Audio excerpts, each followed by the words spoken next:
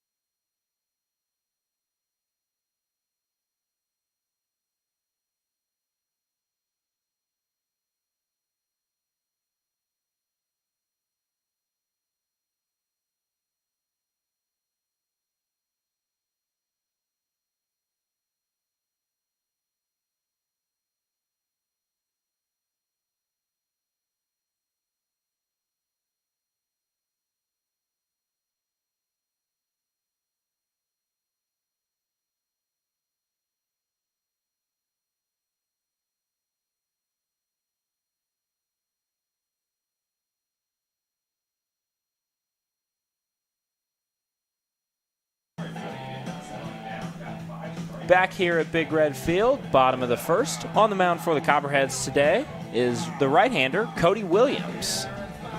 Yeah, Cody Williams, he's at a Sneed State Community College and originally from Rockmart, Georgia, making his way up north to be able to play in the Great Lakes Summer Collegiate League.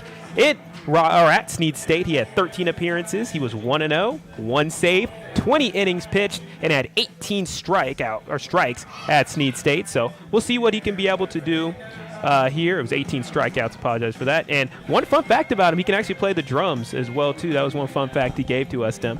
Copperheads making a couple defensive switches here. Mitch Class will get to start at first base. Jordan Long at second. Mason Nadolny, comes back after getting the night off last night. He'll be at third. Carson Shepard, third night in a row, anchoring there at shortstop. Outfield, Diego Ortiz, Kyle Ratliff, and Ian Crump back in the lineup again tonight. First batter they will face, Tuane Cope, out of Southwest Tennessee Community College by way of Nashville, Tennessee. For your Settlers, number 5, Tuane Cope. Tuane Cope had good numbers out at Southwest Tennessee Community College. A good on-base guy, and he had a lot of stolen bases, so if he can get on base right here, good speed threat. First pitch from Williams. Swung on and missed. No one on. Still scoreless here in the bottom of the first inning between the Copperheads and the Settlers, two franchises that, at least under the names, haven't played in 2 years against each other back in 2019. Williams, the 0-1. Little bit low in there. It'll be even the count 1-1 here in the bottom of the first. Yeah, both of these two teams are playing. They both took a hiatus from the league after 2 years out in 2020 and 2021.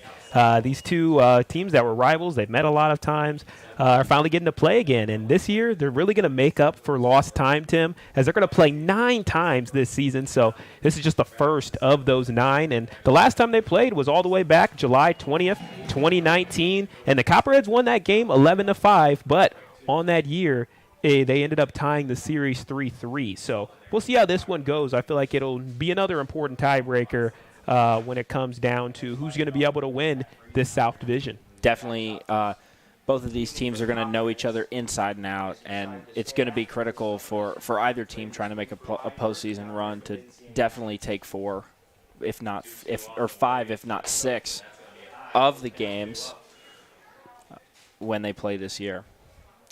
Loads the count here for Tuane Cope.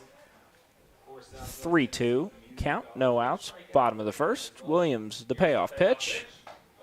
Just outside. He's going to walk him. And the Settlers get on base with a first at-bat walk. Up to the plate now. Chase Wishner from Wittenberg University. Chase Wishner. He will be the designated hitter today for the Settlers. A good speed threat once again over there at first. Tuesday night, he was 2 for 3 with a run, a couple RBIs, and a couple walks. First pitch to Wisner is a strike.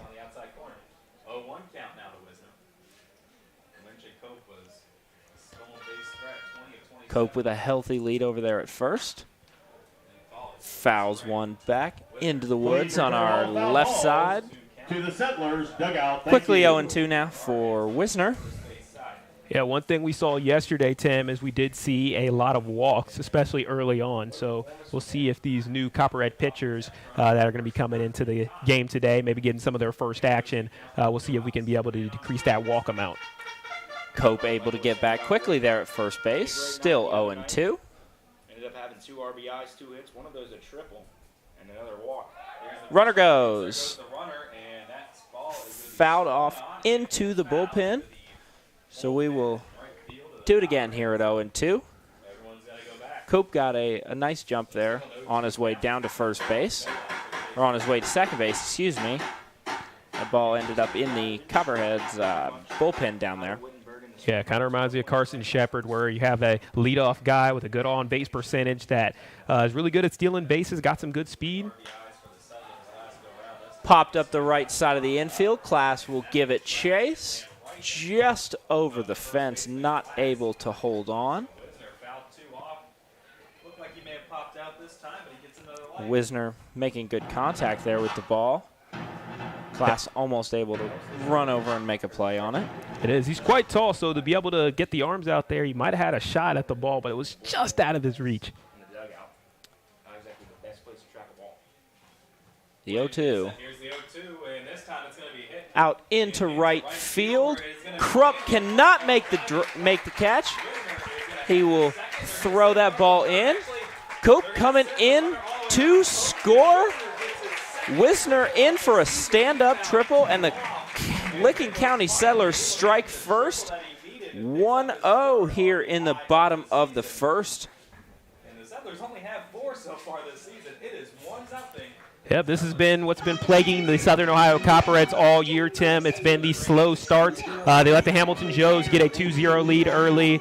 They let the Mariners get a lead early, and then now we have the Settlers a lead early. But, however, it's not been a problem for the Copperheads so far this year, but it's one of those things where you're kind of walking on thin ice. There's a ball hit out into left field.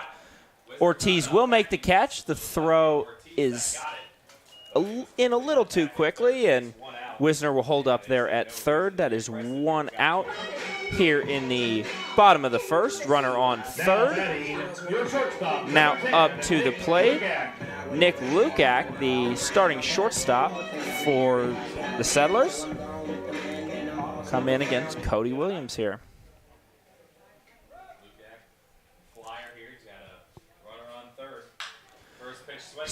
First pitch swing over to Ian Crump in right field, and the runner will tag and head home. That will be an RBI sac fly for Nick Lukac. And the Settlers now jump out to a 2-0 lead here in the bottom of the first with only 1 out.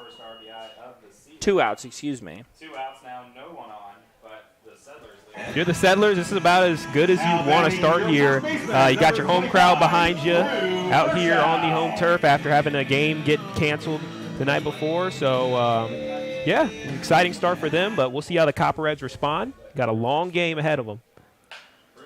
First out, grounds 1 out over to Nadolny over there at third base.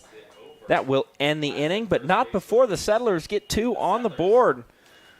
Settlers take the 2-0 lead here in the bottom of the first. You are watching Copperheads baseball on YouTube.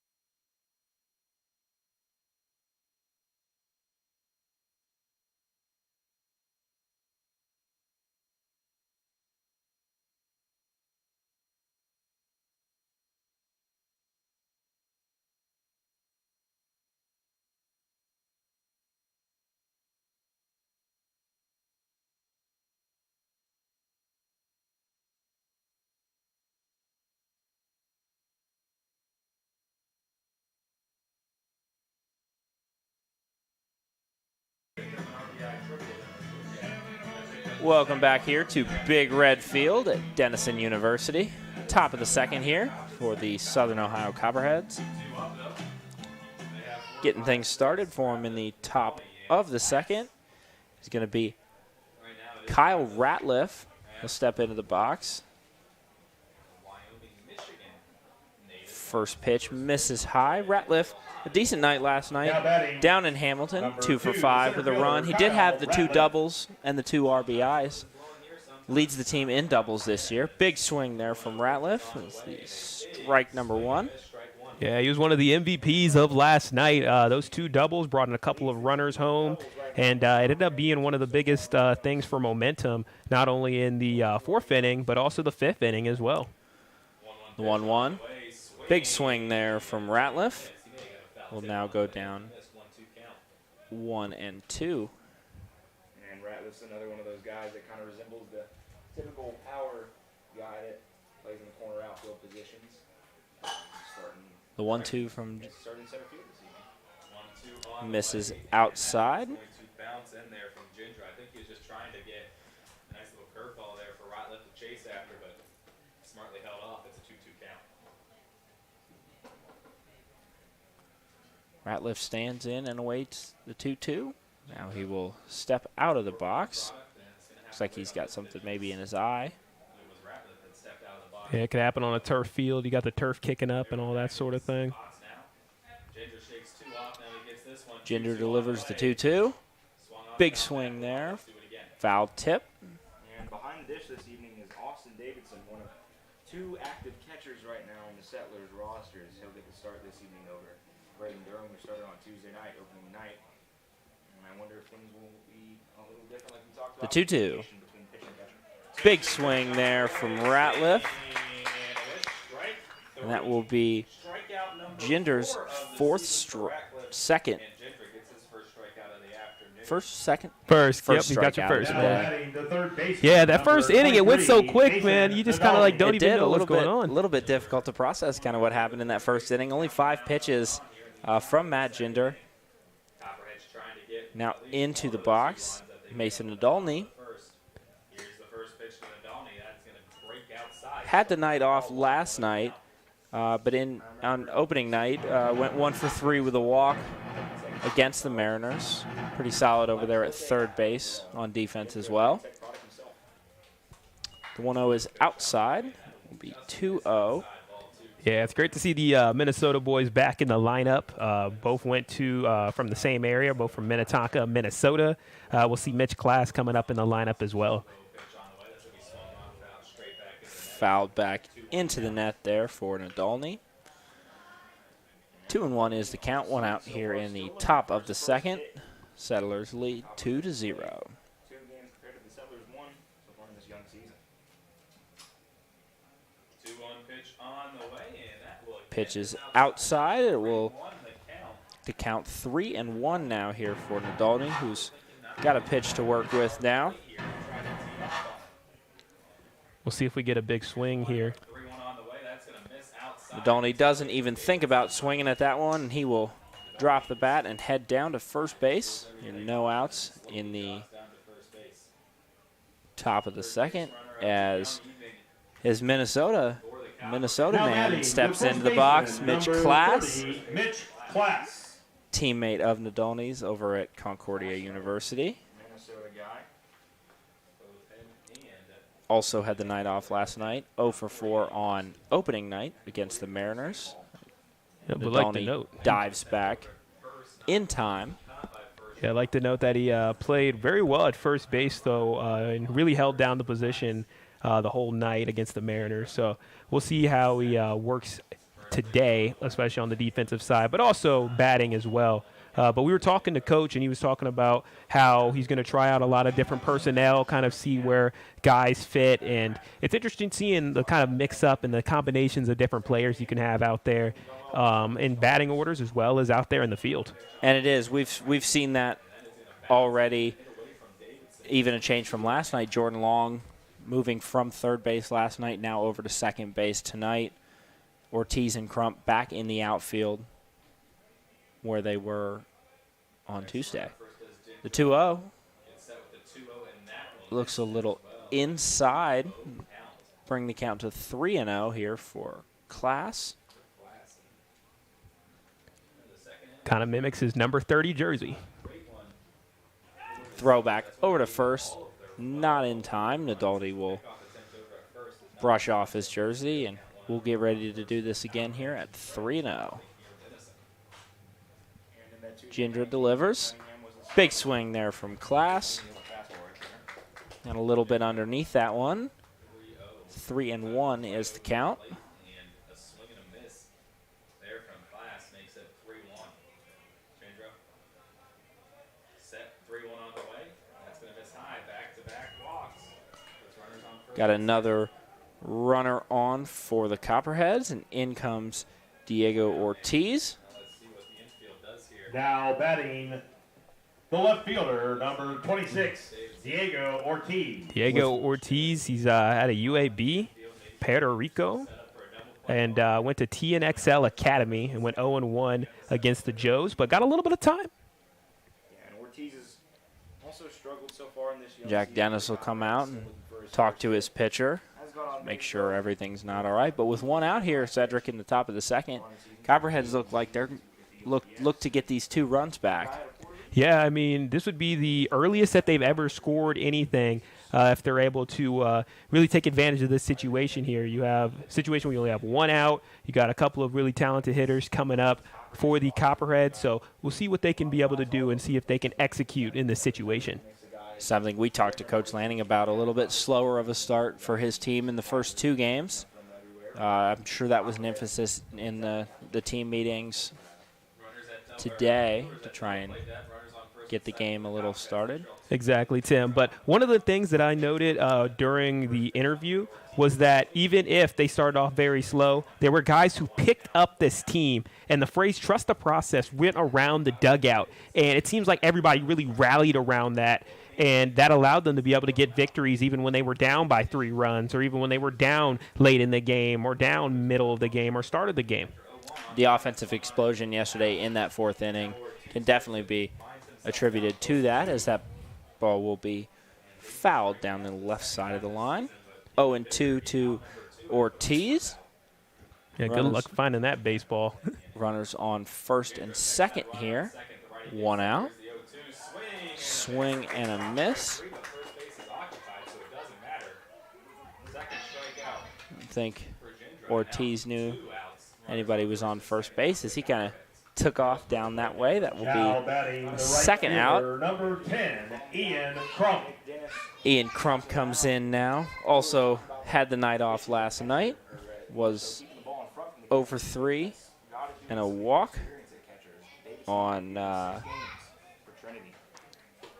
Tuesday. Big swing there from Crump. 0-1.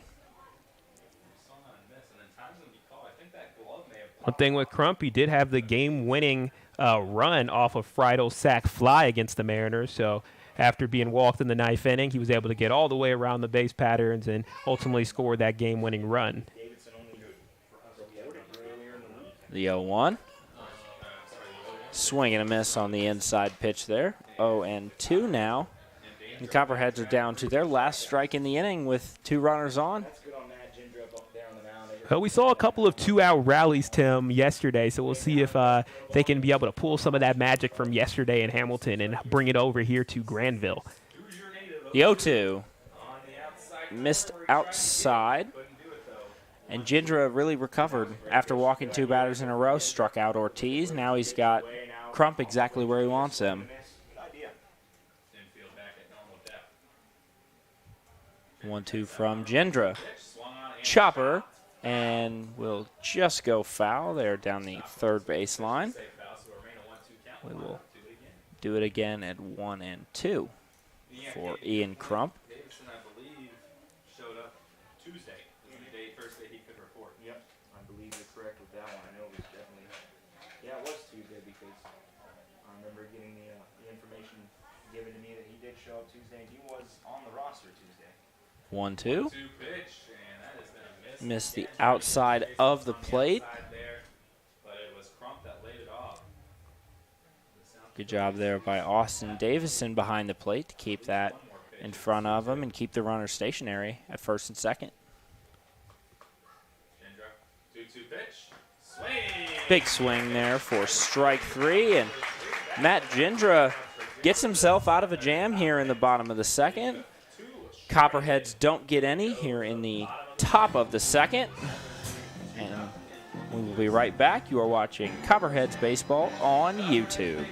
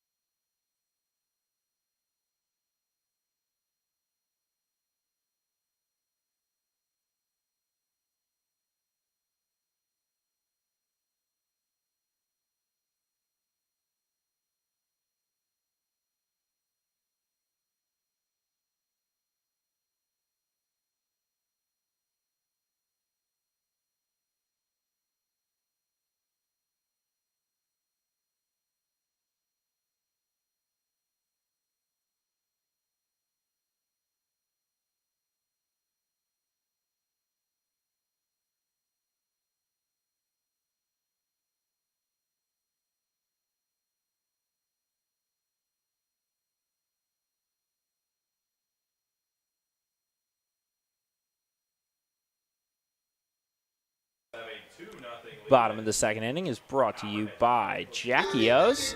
Back here at Denison University, Big Red Field. Stepping in for the Settlers will be the catcher, Austin Davison, Trinity University by way of Park City, Utah. Comes in here in the bottom of the second. First pitch from Williams. Inside for ball one. Williams, not too bad of a job pitching there in the bottom of the first. Just a couple unlucky breaks, a couple well-hit balls to the outfield as that ball will catch the outside of the plate. 1-1. Yeah, the thing, Tim, with breaks, it tends to even itself out as the game goes on. You might have a bad break here or a bad break there. There's a chopper up the middle of the infield. Shepard not able to get there in time. That will be a single for Austin Davison as he reaches first base.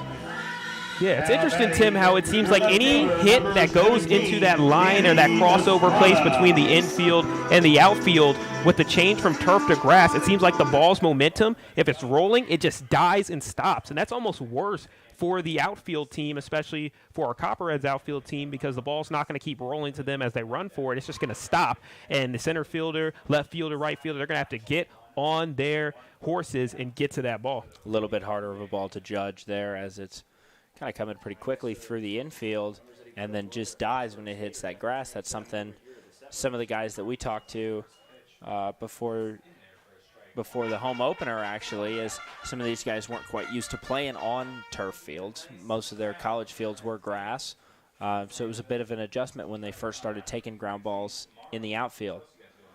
The 1-1, big swing there. Williams able to get now ahead in the count, 1-2 to Danny Estrada. Frostburg State University, Reading, Pennsylvania. Chopper over to Williams. He will opt not to go to second. Throw it over to first to get the easy out. So Davison will advance to first base. And Now batting your third baseman, number Ryan Davis will step into the box. Player from Adrian College, originally from Thornville, Ohio, just up the road from where we are right now. I don't know, I guess that might be the Lakewood in him. I mean, he went to Lakewood High School here locally. He actually used to be one of my teammates out there at Lakewood, and we'll see what he can do right here. First pitch from Williams is outside. Ball number one. Yeah, Tim, there's a lot at stake in this game. I mean, it's still early in the season. It's only game 3 out of 38. But if the Copperheads can win this one, they will be 3-0 in the division with tiebreakers over two teams that already have a win on the year. And I know that's a mouthful right there, but make a long story short, it just sounds like they're going to be in really good position if they can win this. But if they lose, then the Settlers will have the inside track. But there's a lot of games left, and this the tiebreaker situation in this series, it'll be interesting to see how it goes. Pitch is fouled back. 0-2 now to Ryan Davis. But Sedric, that's a very good point there, especially on this long road stand. Excuse me. You want to try and take as many of those road games as you can, so that when we get back home towards the middle of the month, we're able to defend home court. As there's a strikeout there for Cody Williams. Out number 2 here in the bottom of the second. 1 on. Settlers lead 2-0. Now batting the center fielder, number 14, Adam Crawford.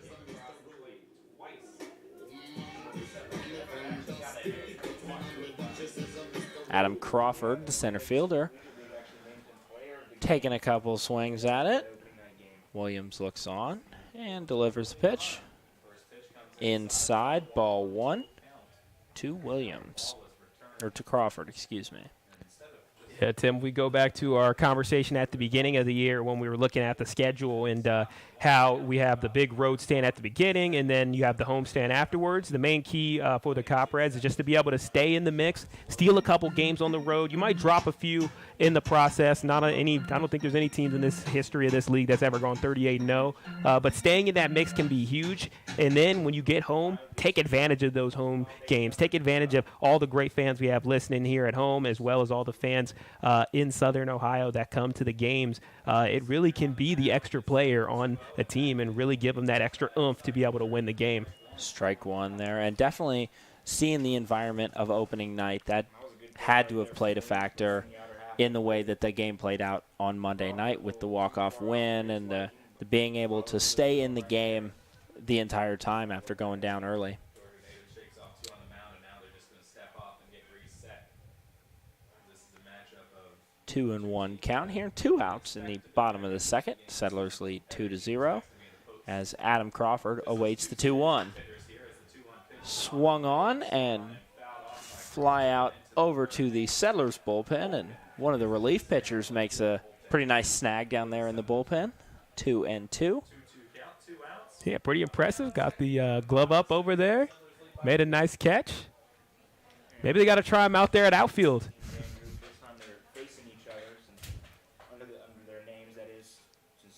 Williams looks on. The 2-2.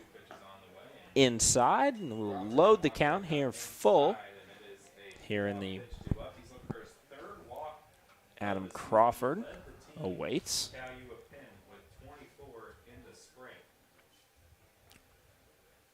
Williams gets set, runner at second, 3-2 pitch, swung on. Swing over. Jordan Long not able to get over to it. And Crawford will come home and score, and the Settlers will take a 3-0 lead here in the bottom of the second. An RBI single for Adam Crawford. All the way around from second to score. It's 3-0. Yeah, just a great spot to be able to talk about spraying the ball all over the field.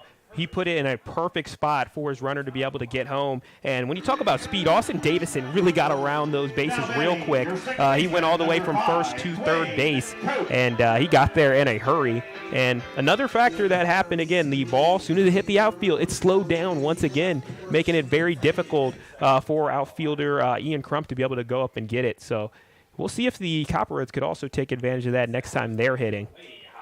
Looks like we're at the top of the order again. Back to the top of the order. Tuane Coop comes in. 1-0 to him.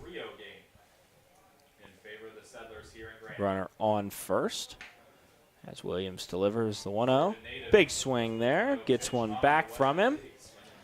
Evens the count at 1-1. Not a bad idea if they're take a big act. Cope, one of those runners to score in that first inning. Made it all the way around the bases. On Chase Wisner's RBI triple. Came in with ease.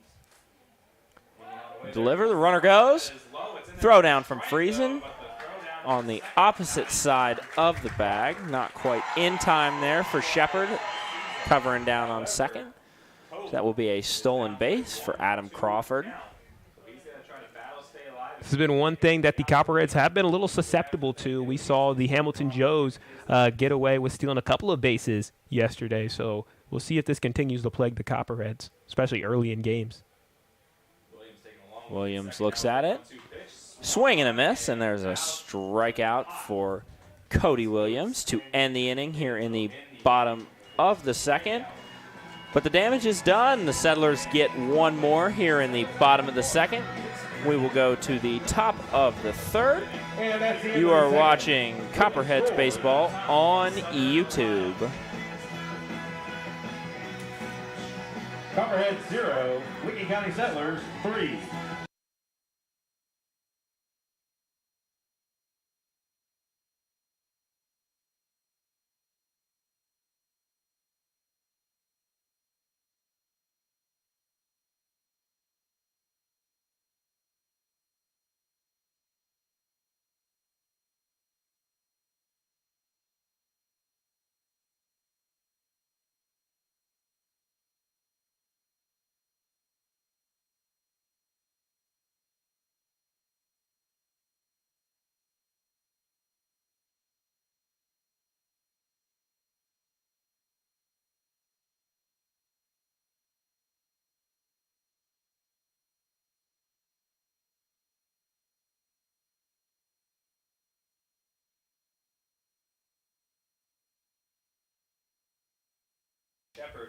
Welcome back here in the top of the third. Beautiful day here for baseball at Big Red Field at Denison University. And Sedric, Mother Nature didn't kind of won yesterday when we were playing some baseball games. A lot of games across the league got canceled, but looks like other teams are playing some ball today. It is, and some teams are even playing twice in one day as they got a couple of doubleheaders going on. But the Muskegon Clippers, they ended up winning Game 1 of their doubleheader over Jetbox Baseball Club 4-1. Jetbox, they put up 17 runs the other night, and they were held to just 1 this time, so no scoring bonanza for them. Lima Locos, they won 4-3 over the Sandusky Ice Haulers. And they are going to play another game later today. And then for action that's going on right now, you got the Cincinnati Steam up 2-0 over the Xenia Scouts. Lima Locos up 4-0 right now over the Ice Haulers, trying to get 2 straight. Jetbox already put up more runs than they did in the first game. They're up 3-0. And then Grand Lake, the Mariners, and the Hamilton Joes, the last 2 opponents that the Copperheads played, are tied up at 0. The Monarchs and Leprechauns are tied at 0. And then in our game, the Copperheads are down by 3. Jordan Long goes down on strikes, and back into the box will be number 1 Carson Shepard, the league leader in on-base percentage this year. Not very many at-bats, only 4. A lot of walks, few hit by pitches, and Shepard looks for the 0. Ball is outside, be 1-0. Pretty surprising, Tim, that the game did not start off with a hit by pitch. That's how every other game of the season has started, with Carson Shepard getting hit by pitch. I'm sure he appreciates not having to get hit by the baseball, though. Absolutely. His arm's got to be a little sore at this point. He's taken 4, been hit by pitch 3 or 4 times this year already. And 2-0 here to Shepard. Jindra. Chopper gone foul. 2-2 is the count. Shepard also leads the team with 2-1, excuse me, is the count. Coming into this game here this young season. Jindra looks on and delivers the 2-1. Chopper over to Cope at first, who fires it over to Frenshaw. Out number 2 here in the top of the third. Copperheads trail by 3. In steps Now batting Matt number 8, Friesen, Matt Friesen. the Ohio University product by way of St. Cloud, Minnesota, and St. Cloud Tech. 1 for 1 last night with a single, coming in relief of Josh Steidel. Pitches inside, 1-0 to Friesen. Right now, the goal for the Copperheads, just get something past the infield right now. That infield has proven themselves to be quite impermeable. Chopper down the left field line. Coach Lanning does his best to make a play on that ball. 1-1 is the count. Granger just seems to be working with ease. As he was the only way I can really describe it. Having a good outing here so far. Don't want to jinx it. Jindra delivers the 1-1. Thought about going. Did he go? He did not. 2-1. Friesen pretty close to all the way swinging on that check, but first base umpire says no. So the 2-1 swung on over to Lukac. Throws it over to first and makes the out. Copperheads go 1-2-3 here in this inning. You are watching Copperheads baseball on YouTube.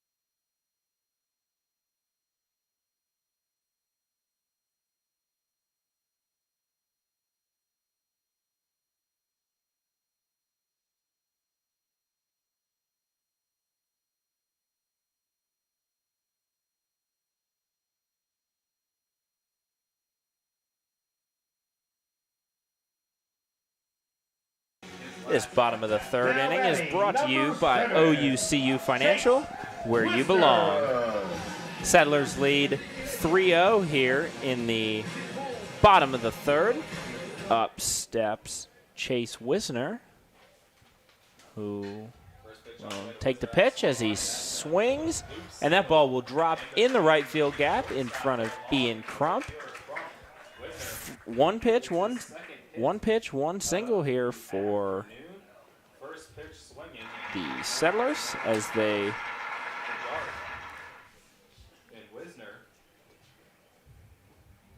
Drew Garth will now step up. Seton Hall University Now batting number 12. sophomore outfielder from Glenshaw, Pennsylvania. Last time he was out, he had such a quick fly out, we weren't even able to react to it. Opening night, a single and a triple. This time a triple and a single. First pitch on the way to Garth, who's still looking for his First pitch there to Garth is a strike. That one come in for strike one, 0-1 count. He's not happy about it, but call it a strike. Runner goes. As a fly ball over to the left side of the field. Out of play. 0-2 to Garth. Wisner got a nice jump there on his way down to first. Friesen kind of seemed a little behind that ball. We will. The 0-2. Chopper into the infield. Nadalny makes a nice throw, but not quite in time. Garth is able to leg that one out, beat the throw from Nadalny, who got a good line on it, but just not able to fire that over in time. And the Settlers now have 2 on here with no outs in the bottom of the third. Nick Lukac will step in with 2 runners on base. He's got no outs, a runner on first and second. Looks like double play depth here from the infield of the Copperheads. First pitch on the way, that's outside. Now they're going to throw Friesen fires down, but not quite in time. Class with a nice. Yeah, they almost got him. I mean, you're talking about milliseconds away from being able to snipe him at first base because there's a pretty big leadoff there from Drew Garth. 1-0 pitch on the way from Williams. The 1-0 is high. Make that 0-2. Both the base runners here being really aggressive with Garth and Wisner. Lukac hits one into the gap between first and second. One run will come in. Wisner comes in to score, and the Settlers take a 4-0 lead here. Garth will advance to third.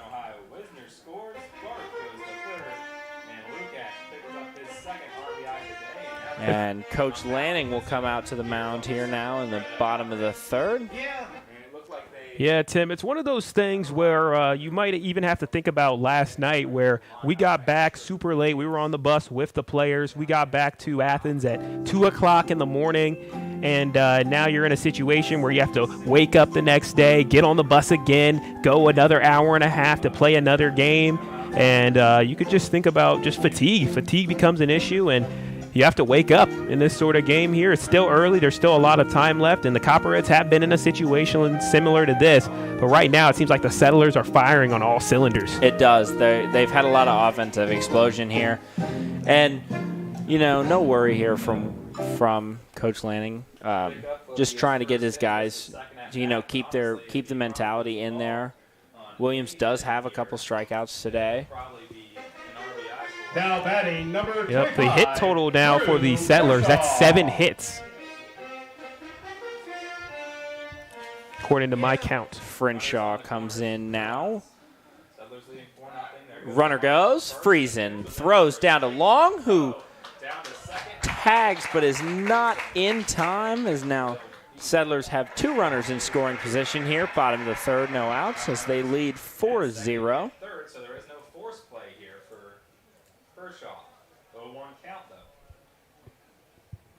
9 RBIs. Furshaw stands in and looks at the 0-1. See if he can get his first. Infield creeping up. The 0-1 pitch is going to Just misses the plate. 1-1 count. 1-1 now to Drew Furshaw. In the spring, looking to pick up his first 1, maybe 2, depending on what he does. Here's The 1-1. pitch. That's gonna be Swung and hit over to Williams. Shepard fields it. Gets one at first, but a runner will come across the plate.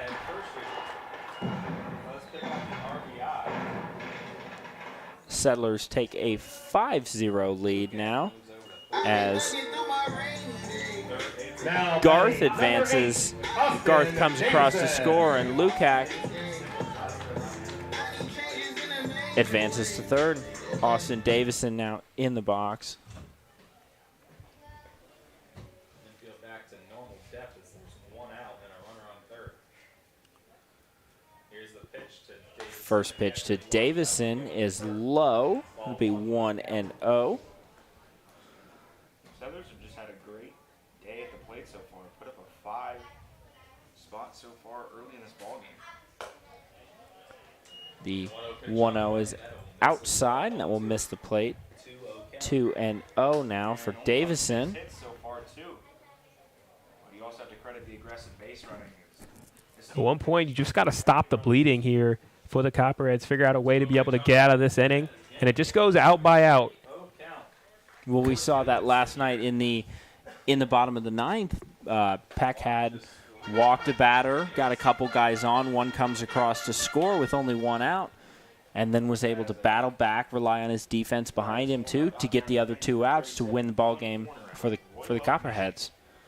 The 3-0 outside, and Davison will march down to third. A 4-pitch walk for him. And now Danny Estrada will step in to try and drive a run in here with no outs here in the bottom of the third. Copperheads trail 5-0. Got a runner on the corners. Last time Estrada was out, he grounded out right to the pitcher. Williams looks on and delivers. Chopper down to first. Class not able to stop it. Jordan Long with a nice throw. The tag at third. Not in time. And another run will come across to score. The Settlers take a 6-0 lead here in the bottom of the third. Yeah, Tim, the singles are really starting to stack up on each other here. It's like a snowball going down a hill, and it gets bigger and bigger and bigger. The Settlers are really starting to roll along here, and this is getting into a lead where I know the Copperheads have overcome a lot, but 6 runs could be pretty difficult. But there still is 6 more innings.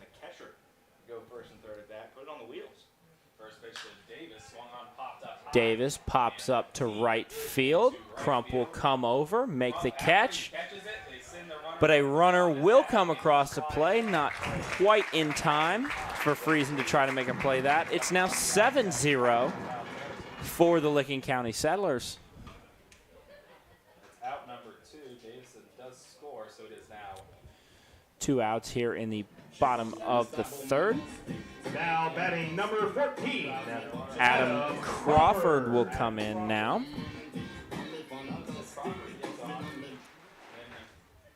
all 9 batters will be at the plate for the Settlers. The first pitch Crawford looks on and takes the first pitch inside, ball 1. Yeah, and Crawford, his first plate appearance this evening, had a single right between the hole between the first and second baseman. See if we can put one on the green here once more. Williams delivers. Ball is outside, 2-0 now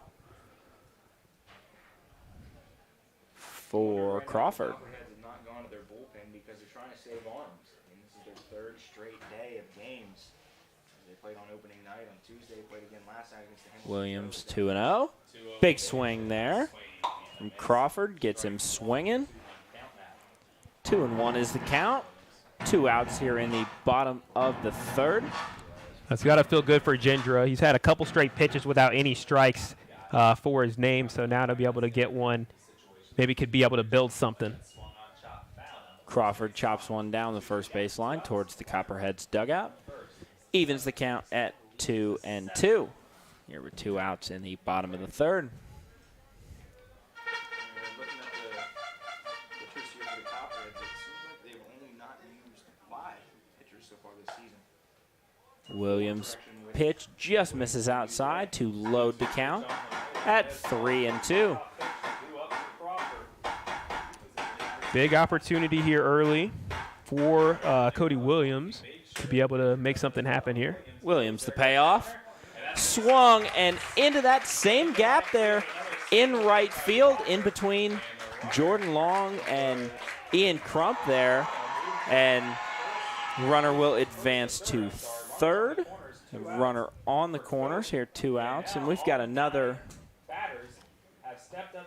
situation here with runners in scoring position as Coach Lanning comes out to the mound. It looks like they will go to the bullpen here. Yeah, you're about to get to almost, all 9 players now have come to bat here for the Settlers in this inning. This has definitely been the roughest inning so far of the year, as the Copperheads have given up a touchdown today. Coming on to the mound for the Copperheads will be, let's see here,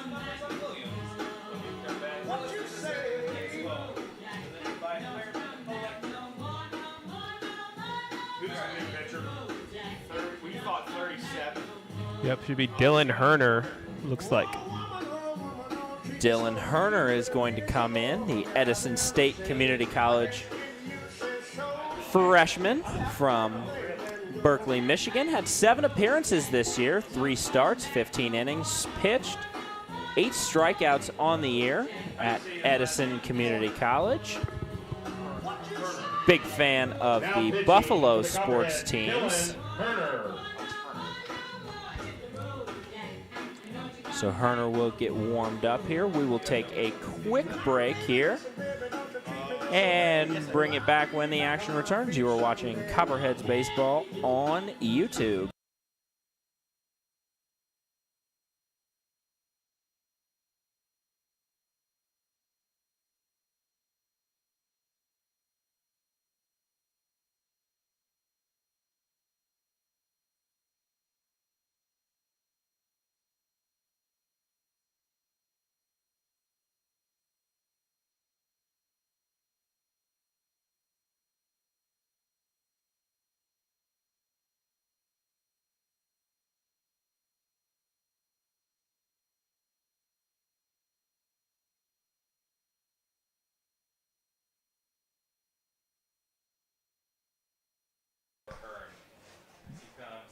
Back here at Big Red Field, Herner finished with his warm-ups. Herner has a couple teammates on this team. Edison State Community College, well represented up there in Piqua, Ohio. Yeah, they sure are. You got Jordan Long from Edison State, who's also on the team. Not to mention Andrew Yeary, another fellow teammate in the bullpen there, also from Edison State.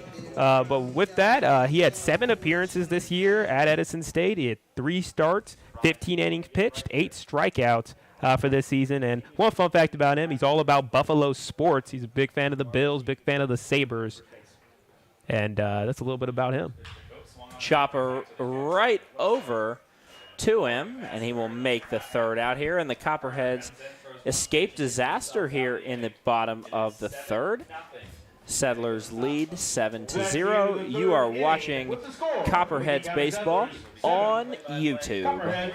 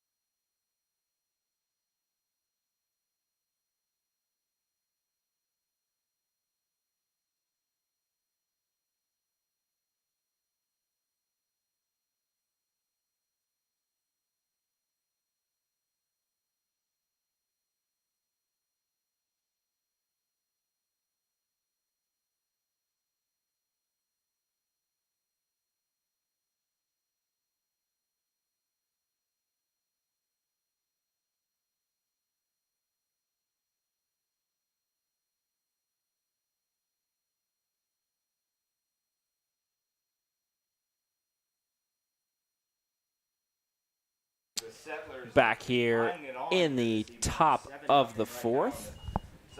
Bam Thomas will step in for the Copperheads as they try and get a few back here in the top of the fourth, Sedric. Yeah, Tim. Well, the fourth inning has been very kind to the Copperheads on the year.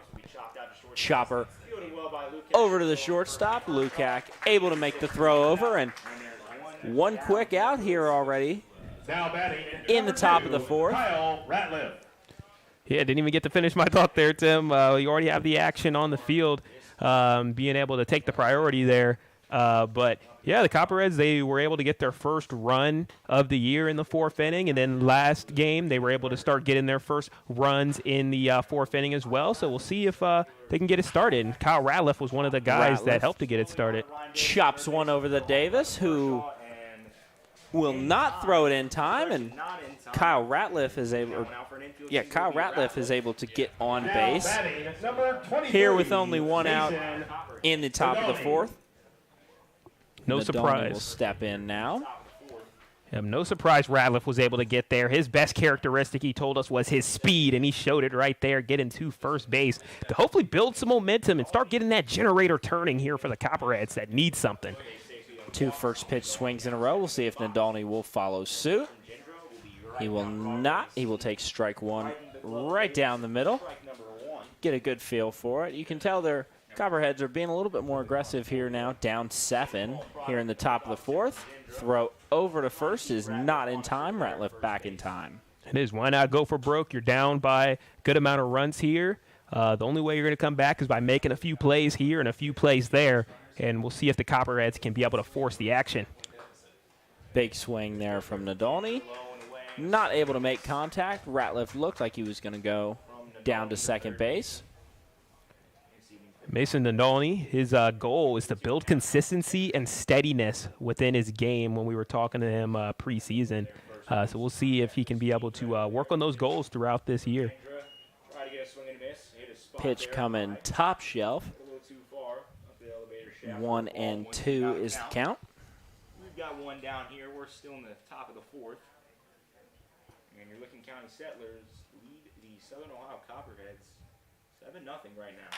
And a good piece of Pitch right there back off the glove. over to the pitcher. Ricocheted over to Lukac. Kind of a weird bounce there after Ginger couldn't make the play on it, and Nadolny able to get to first base there on the infield single. Now batting number 30, Mitch Class. Here early in the top of the fourth and 2 base runners. Mitch Class steps in now to try and drive one in with a runner in scoring position now. Yeah, the Copperheads are starting to get something going here.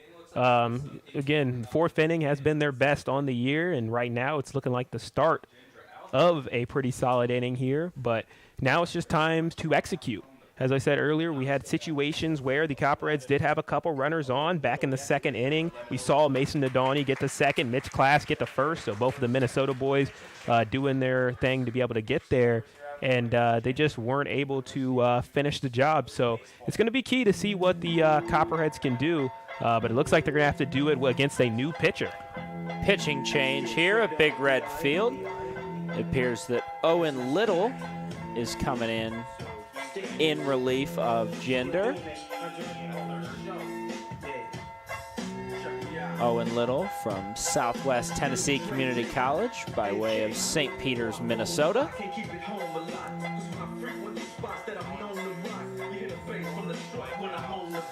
So we will take a quick break and be back to the action here momentarily. You're watching Copperheads Baseball on YouTube.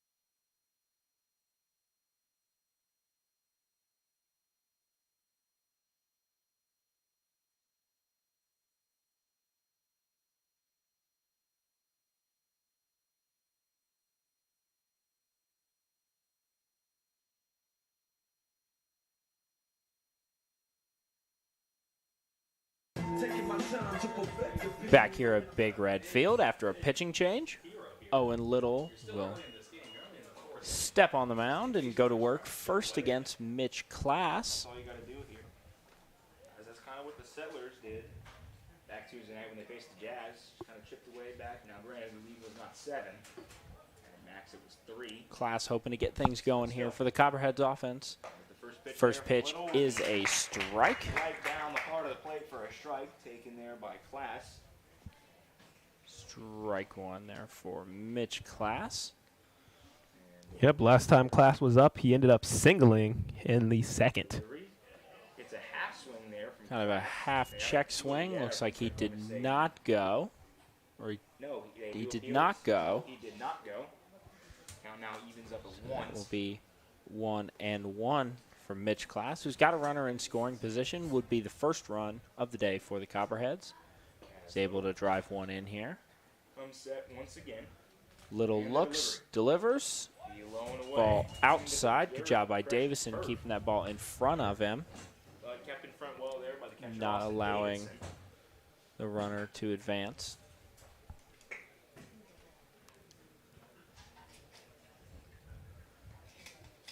The 1-2 from Little. Takes a look back to second and fires in. Ball goes back to the backstop. The runners will advance. Probably go down as a wild pitch there. 2-2 count when we resume action. Copperheads now got 2 runners in scoring position for Mitch Class. A solid break right there for the Copperheads. They needed some things to go your way, and whenever you're doing a comeback, you're going to need to have some mistakes by the opponent, and that could be the first of a couple that could allow the Copperheads to get back into the game. And it's all about taking advantage of those mistakes, too. They get one, they advance the runners. Now they're looking to Mitch Class to put one in play, who takes that one for ball 4. And we will have the bases loaded here with 1 out as Diego Ortiz steps into the box now, the freshman outfielder Now batting number from 26, UAB. Diego Ortiz. When talking to Josh Steidel yesterday and being at the catching position, you don't get a lot of opportunities in a summer league like this to be able to have time with all of these pitchers. So sometimes you can't be on the same page with the pitcher, and we might see a situation very similar to that. For Diego, or sorry to interrupt, Cedric. Run comes in to score, and the Copperheads are finally on the board here in the top of the 4th. Bases remain loaded. Only Ratliff comes in to score. Now batting. Well, Tim, I think that is an excusable situation to interrupt me. If the Copperheads score, I think I can always let that slide. Stepping in now, Ian Crump, the outfielder, right fielder, who's having a pretty busy day today out there in right field. We'll look to drive in a run. First pitch swinging, and strike 1.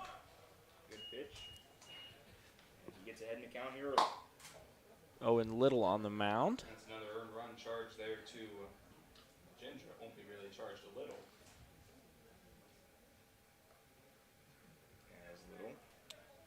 Crump looks back to second and fires the 0-1 in there, and it will be popped up behind the press box here. Please return all foul where we're balls sitting. to the Settlers dugout. Thank you. 0-2 now to Ian Crump.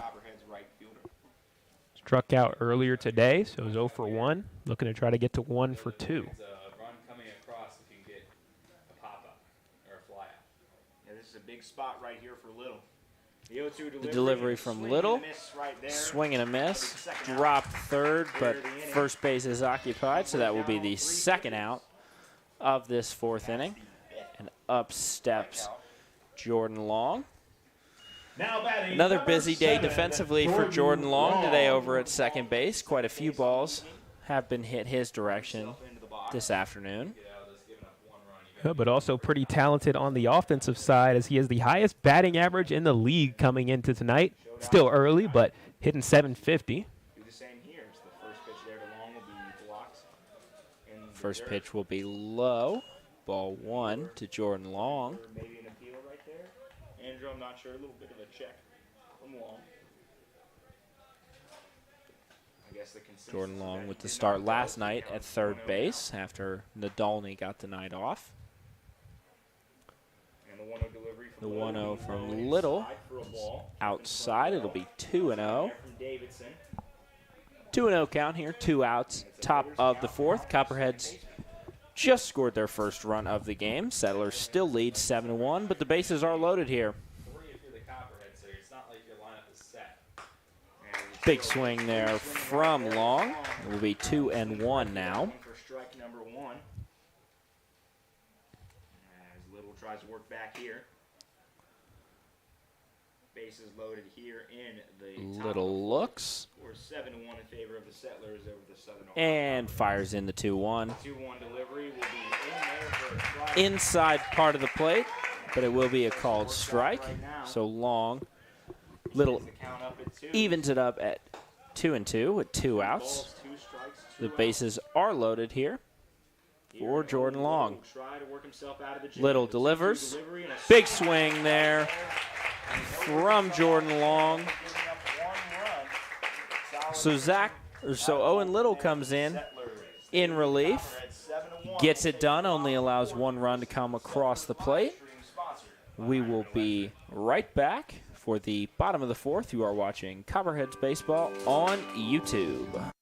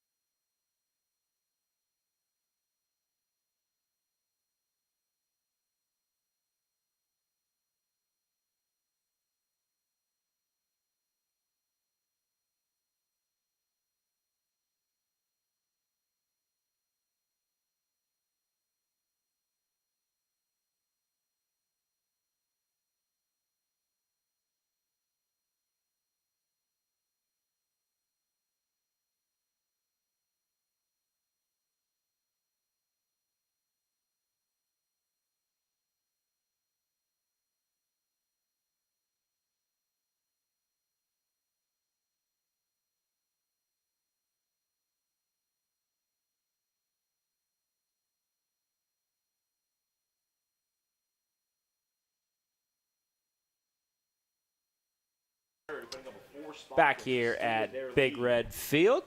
Substitution defensively for the Copperheads. Trey Rucker will come in Now for batting Ian number Crump 7, Chase in right Windsor. field.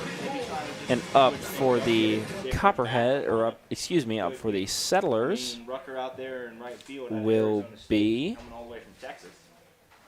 And has a swing and a miss there. Wisner, Chase Wisner, who takes that one for strike 1. Big swing there from him. As Herner now on for his second inning of work, came out of the bullpen back in the bottom of the third. He'll face the dangerous Chase Wisner. Wisner a chopper over to Nadolny over at third, who fires down, but that ball, Class not able to scoop it, and Wisner will march on over to third, and that will be an error on Mitch Class, or excuse me, on Mason Nadolny. Now batting number 12. Throw is a little bit low there in the dirt. Nadolny not quite able to scoop that one up, and Wisner really gets a free base there. It is. You have to think about the sun potentially being in your eye. Right at that first base position, you have the sun beating down on you, and that could make it very difficult to be able to see the incoming baseball. Sun coming down almost parallel here with the third base line at Big Red Stadium here at Denison University, as there's a fly ball over to left field towards the batting cage area. Please return all foul and balls to one. the Settlers dugout. Thank you. And that error there from the Yeah, it'll be a tough situation here if the Settlers attack that same area that they found a lot of success in the last inning, that right field sort of area in between the outfielders and the infielders. And with it being so sunny as well, it could be very difficult to be able to make a catch there. So we'll see if Trey Rucker is up to the job, as Trey Rucker just came into the game. Throwback to second base. Wisner back in time. And just as you were saying that, Mitch Class kind of had his glove over his head there on first base to try and block out the sun maybe a little bit. Really, really weird spot for that sun to be right now on that right half of the field there. Jordan Long and Mitch Class, Trey Rucker over there. The 0-2. Chopped foul. We will do it again at 0-2. And we'll do it again at 0-2. Good defensive swing there from Garth. Yeah, just got to kind of battle anything off here. Last time Garth was up, he ended up getting a single and then was able to score off of a RBI sac fly by Drew Furshaw. Herner's 0-2 delivery. Herner delivers. Chopper over to Class at first, who can't field it cleanly, but Herner there in time, helping him cover. As Garth couldn't reach safely, but he moved Wisner will over advance to Wisner, third. and the Settlers have a chance at another run with the 4-hole. And Tim, we were talking to Carson Shepard yesterday, and one thing he used to describe the team is he really talked about how close the team is. If one person fails, there is someone there to pick him up. And that was a situation right there where Mitch Class probably got some of the sun in his eye, but Herner was there running to first base to be able to have his back to get the out. Pretty impressive job right there, and it really displays that attitude, and you got to see it right there in action. Not only are they talking the talk, but they're really walking the walk here with the Southern Ohio Copperheads. High school alum Drew Furshaw. Not necessarily the worst case scenario for the Copperheads. You got runners on the corners with one Runners on the corners here, one out. Now batting, number 25. Now batting for the Settlers will be number 25, Drew Furshaw. Bryant and Stratton College, originally from Newark, Ohio. Stare down Horner, the first pitch. First pitch in there for Herner is a strike. Right down the heart of the plate. Runners on the corners here, one out. The bottom of the fourth. He saw one now, he knows what he wants. Now he calls stop. Takes a step out of the batter's box. Wipes his face off a little bit. And he'll step back in the box. Focus here in the box. And we will see the 0-1 here from Herner, who throws back over to first base. Herner. The all for naught as Lukac on his toes over there at first base, gets back in safely. Lukac heads up there, dive back in. Get something deep and in the air here. Runner goes. Friesen fires down. Runner goes back home, but Long is not able to field that. Like, I don't know, kind of lost that one in his glove a little bit. Bit of a weird development there, as had a double steal attempt. Throw, I would say, from Wisner, but he'll come in safely. And the score is now 8-1 in favor of the Settlers. Yeah, it's a tough situation. If I'm the Settlers, I'd keep attacking and trying to steal second base. When you have defenders where they have the sun in their eye, I feel like that's really just playing a factor now against the Copperheads. And if you're the Settlers, just keep taking advantage of that situation. And the fielding just hasn't been too clean today. Runs low and in, good stop there. Herner gets that one low and inside. That'll be ball one. A 1-2 count here. Copperhead's not really looking the same defensively as they have been the last two nights. A little bit tighter and kind of making some little mental mistakes here. As a pitch from Herner will be a breaking ball, a little too far. It's like I said, Tim, having to be in a situation where you're on the road a lot, you're getting home late. It's just kind of a body clock game, sort of, where we got back 2 o'clock a.m. You don't know how much sleep everybody got. Some people might be used to a early morning schedule and only got 5 or 6 hours of sleep. only got maybe one meal on the day too. There's a lot of difficult situations that can come about, and a lot of these players, they probably got 2 or 3 hours of their night's rest on a bus, and that's not the easiest thing to do. No, it is not. I struggled a little bit to fall asleep on the bus yesterday too, so I can't imagine how these guys were after, playing a tough 9-inning game yesterday, and then to turn around and do the same thing today, and we'll turn around and do the same thing tomorrow. There's a strike 3 from Dylan Herner, gets him swinging. There'll be 2 outs here in the bottom of the 4th. Runner on second. Stepping in will be Austin Davison, Trinity University, by way of Park City, Ohio, or Park City, Utah, excuse me. Yeah, Davison has gotten home. He had a single on second in the second inning, and then also had a walk in the 3rd inning and was able to reach home each time. Ball goes off Herner's glove, and he can't find it. We'll have a runner come home. Friesen couldn't find that one. It came off his glove a little weird, and he came all the way from second base there to score. Licking County extends their lead 9-1 now. I wasn't really expecting that. Bit of a weird development there. It is. I think the sunset here is kind of like kryptonite right now for the Copperheads. I mean, none of the fielders can see anything. And you described it yesterday, Tim, as a Where's Waldo sort of situation with the ball. And it was very difficult. It could easily get lost in the sunlight, and it made it really tough for Friesen to be able to find that. The 1-0 pitch is in there for a strike. That will even the count at 1-1 on Austin Davison. The pitch, a little bit of a curveball there. Didn't quite break enough, and it will be 2-1.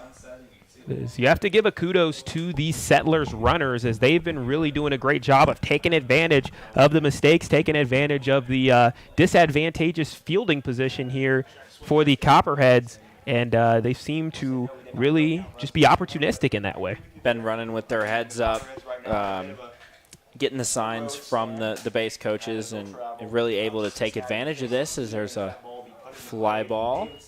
Looks like back over behind the bullpen, out of play, and it will load the count up here at 3-2. They have to travel down to the steam. Dylan Herner looking to get out of this inning after giving up a couple runs here in the second. Bottom of the 4th here, Licking County Settlers lead 9-1. The payoff pitch, swing and a miss, and that will end the inning. So the Copperheads give up a few more. Settlers lead 9-1 here in the bottom of the 4th. You are watching Copperheads baseball on YouTube. Ohio Copperheads 1.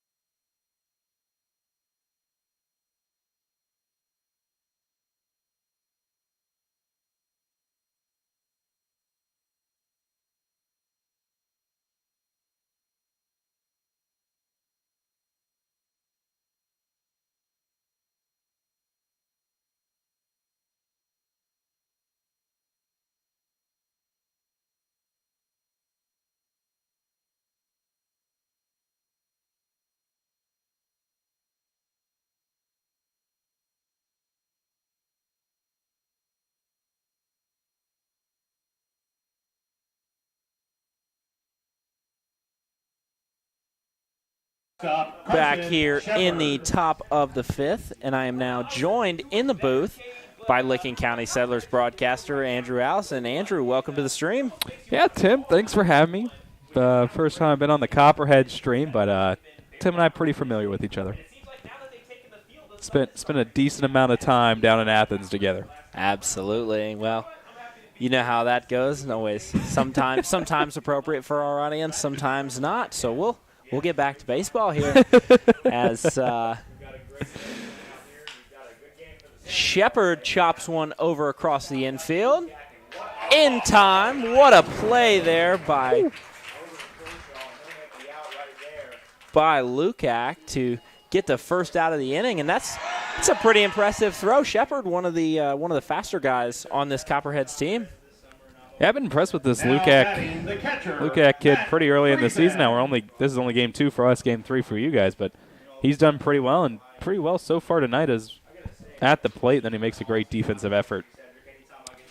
Friesen stands in. Big swing there for strike 1. And we got an all-Ohio broadcast here, too. You, me, Sedric, and then Kate over there, my co-host on the Settlers broadcast. Big swing there again from Friesen, another Ohio University guy from St. Cloud, Minnesota. There's just Bobcats everywhere. You can't escape us. You can try, we'll find you. Rings him up for strike 3, and that ball was maybe on the inside part of the plate. Nonetheless, Friesen didn't like that one, so Copperheads go 1-2 here early, trying to get a couple runs back, down 9-1 here in the top of the 5th from Bam Thomas. Now awaits the pitch, leans out, takes ball 1. I always like if Friesen was a 3-pitch strikeout. I always like those because I get to call him a good afternoon, good evening, and good night. Owen Little, the 0-1-0 in there, 2-0 now for Ashton Thomas, who throughout the course of these last few games has been patient. Not a really high average so far, a 1 for 5 last night, but really patient as a hitter as he fouls one off there to make it 2-1 here with 2 outs. But really always, if he's going to swing and strike out, it's going to be on a pitch that he likes. It's not the kind of hitter to sit back and wait on it. Yeah, and it looks like he had a nice season up at Flyer College. I mean, batting .312. Kid had 15 doubles as well. Chopper over to Cope, who flips it to his first baseman. Copperheads go 1-2-3 here in the top of the 5th. You are watching Copperheads Baseball on YouTube.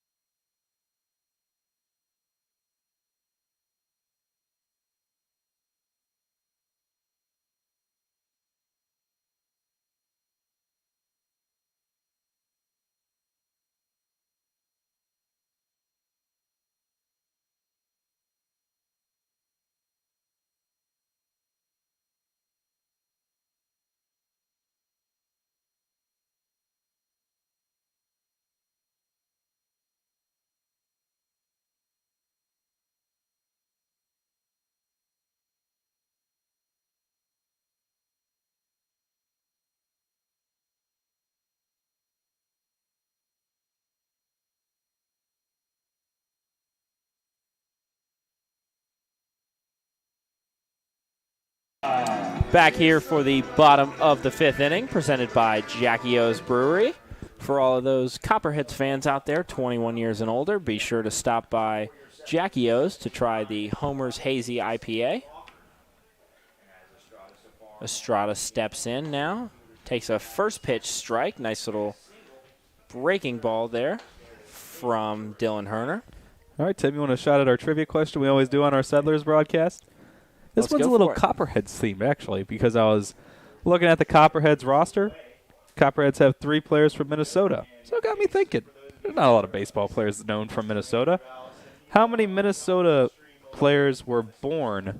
What? How many players that were born in Minnesota have made it into the Hall of Fame? Your options are Cooperstown? Yeah. Options are A0, B2, C5, or D11. Ooh, that's a tough one. I'm trying to even think of any major league players that I know from the great state of Minnesota. There was one that I could have named. The rest, well, I guess I just eliminated one answer for you. Okay, so the answer is not 0. The rest, I could not have. Ooh, alrighty. I think I'm gonna go C5. C5, all right. Well, we'll let it get to out number 3 here, and then I'll give you the answer. Let you marinate on it. There's a strikeout there while we were kidding around a little bit. That's a strikeout for Dylan Herner. Gets Estrada going down on swinging. And now Ryan Davis will step in. The Adrian College Bulldog from Thornville. Take a crack at it here with 1 out. Yeah, and Davis, actually a local kid, played at Lakewood, plays for a former Settler and previous organization coach, and Craig Prince, who is the pitching coach up in Adrian. Pop fly there. Shepard drifting over. He will easily handle that one. Shepard, one of the anchors of this defense, has started all 3 games there at the shortstop position. It's interesting to see how coaches this early, because, I mean, let's be honest, they don't know half these guys. They're doing a scouting report that they would do for their opposing team when they're in college. It's interesting to see how they roll out lineups early in the season. We had about 3 days of practice. Team moved in last Saturday. Had a quick practice that afternoon. Practice Sunday. Practice Monday. Rosters were out, or lineups were out Tuesday afternoon, and Coach Lanning and Coach Greg May, the pitching coach, were really confident with the guys that they put out there. Rightfully so. They did end up going 2-0. We had kids move in Friday.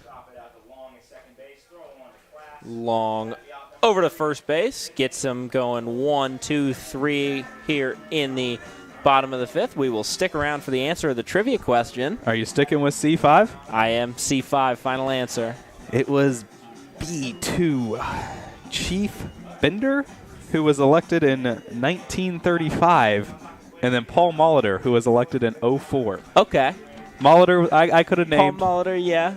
Or at least, I don't know if I could have named him, but I knew of him. Would have had to dig a little deep to figure that one out, nonetheless. Andrew, you going to stick around another inning? Yeah, we'll stick around another inning. All righty. Well, we will be right back here for Copperheads Baseball on YouTube.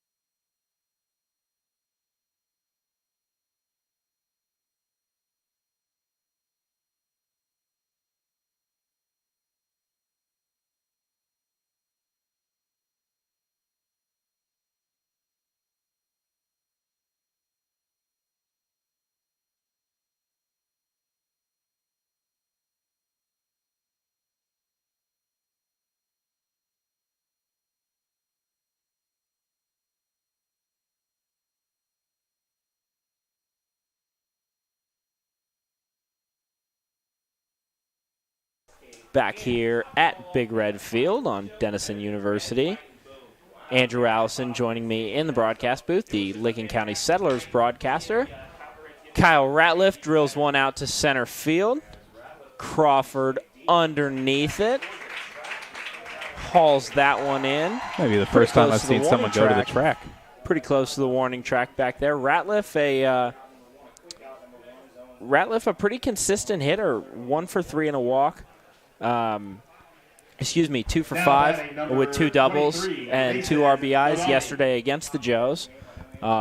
Really always seems to find the bat when he's up there in the booth. At least put contact on it. It's really all you can ask for this early in the season. You're still trying to line guys up, line them up. At this point, if you're winning games and you're winning a lot of games, it's a plus. Because you're not really sure necessarily what you're getting. Absolutely. And these guys, like you and I talked about, these guys have been here they've been a team for about a week now at this point. So when you can see the different little nuances in these players, the ticks, you see them getting together maybe for a nice double play or a flip or something like that. Those are things that coaches love to see, that they're already developing that relationship, building that camaraderie. It was interesting because we actually somehow had a scheduled off day after opening day.